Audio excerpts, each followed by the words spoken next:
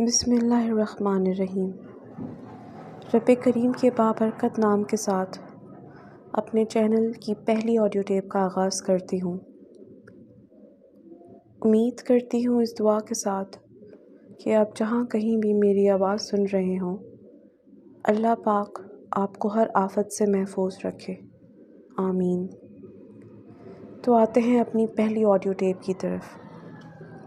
میری کوشش ہوگی اس چینل پر آپ کو جو بھی آڈیو ٹیپس ملیں وہ سب سچی آپ بیتی پر مبنی ہوں، کسی بھی بناوٹی ملاوٹ سے پاک۔ یہ آپ بیتی ہے میری نانا نانی سے متعلق۔ آج سے تقریباً 65 سال پہلے کا یہ واقعہ ہے۔ اس وقت میرے نانے کا کپڑے کا کاروبار تھا۔ وہ اور میری نانی اس وقت اندرون سندھ کے ایک شہر جیکب آباد میں مقیم تھے۔ میرے نانا اپنے کپڑے کی دکان سے فارغ ہو کر دیر رات واپس آیا کرتے تھے۔ اس رات بھی کچھ ایسا ہی ہوا۔ نانا جی دیر رات دکان بند کر کے واپس آئے۔ اس رات نانی جی نے ایک مخصوص دکان سے مٹھائی کھانے کی فرمائش کی جو پوری رات کھلی رہتی تھی۔ نانی جی نے نانا سے کہا کہ آپ کھانا کھا لیں، پھر میں آپ کے ساتھ بائک پر چلتی ہوں اور مٹھائی لے کر ہم واپس آ جائیں گے۔ نانا نے کہا ٹھیک ہے۔ نانا جی کھانا کھا کر فارغ ہوئے اور باہر صحن میں کھڑی بائک سٹارٹ کی اور نانی کا انتظار کرنے لگے۔ نانی جی آ کر بائک پر بیٹھ گئیں اور دونوں نے اللہ کا نام لے کر رات کے اس پہر سفر کا آغاز کیا۔ تقریباً 20 منٹ کے کچے پکے سنسان راستے کی مسافت طے کرنے کے بعد وہ لوگ دکان پر پہنچے اور اپنی من پسند مٹھائی لے کر واپسی کا سفر شروع کیا۔ ابھی تقریباً آدھا راستہ ہی ہوا تھا کہ ان کو اس کچے پکے راستے کے درمیان کچھ بچے نظر آئے جنہوں نے ہاتھ سے بائک روکنے کا اشارہ کیا۔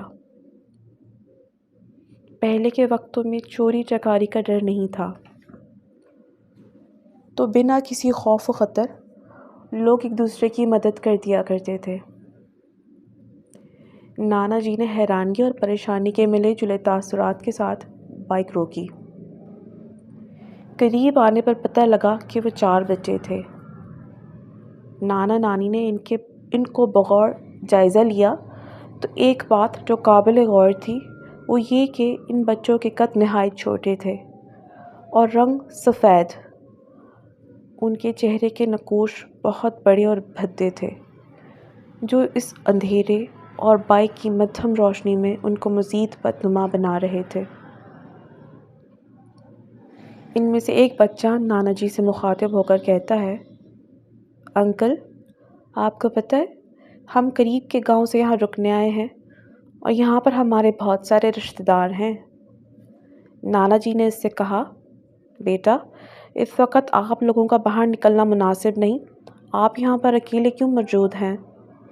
اس پر چاروں بچے ہنس پڑے اور پہلے بچے نے کہا، انکل ہم اسی ٹائم پر کھیلتے ہیں۔ نانی جی بڑی اللہ والی تھی، ان کو معاملہ کچھ ٹھیک نہیں لگا۔ وہ بچے بائک کے چاروں طرف کھڑے ہو گئے تھے اور نانا جی کو باتوں میں لگانے لگے۔ ان میں سے ایک بچے کو نہ جانے کیا ہوا، وہ ہنستے ہنستے بائک کے پیچھے والی سائڈ پر جھکا اور بائک کا ٹائر چاٹنے لگا۔ نانی جی کا دم حلق میں اچھل کر آ گیا۔